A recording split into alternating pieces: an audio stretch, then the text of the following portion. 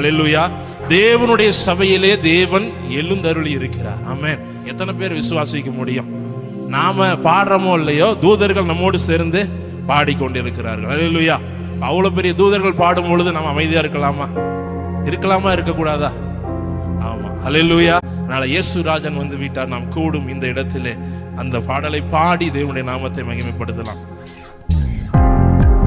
உற்சாகத்தோடு கரங்களை தட்டி